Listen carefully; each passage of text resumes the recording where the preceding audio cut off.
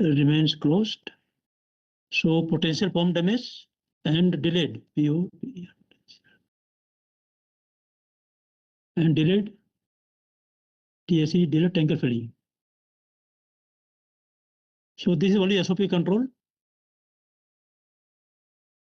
And you have any PAH, PAL, local PI is there. And this operator is going to be there, so no problem, no automation is required. After this pump can fail, so you have standby pump P1401,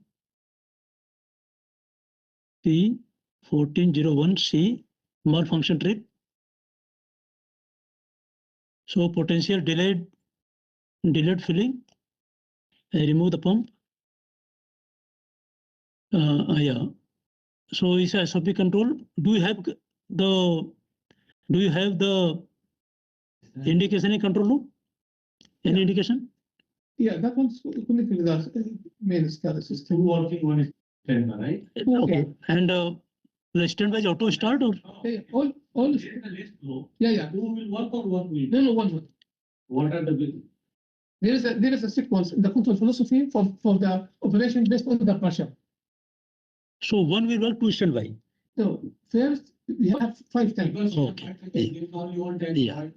Yeah. Okay. Now if my motor trips, so how do I come to know? In the control room or in the local control room? In the control room and also the control room. All right. Pump trip alarm. Yes, CCTV in this area, right? Yeah. Local PI and pump start.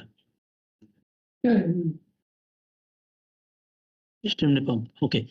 So guys, what I've understood that these pumps are on auto mode. Depending on the requirement, this pump will start on the PT. Yes. That we are happy. And if pump trips, you get the indication in control room and we are okay. Yes.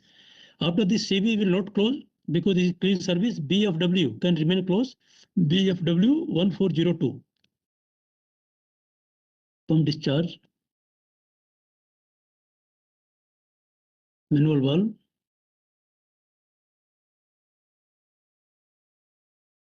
Closed. What will happen? Potential delayed filling. This will happen and overpressure and a discharge. So do this centrifugal pump, right?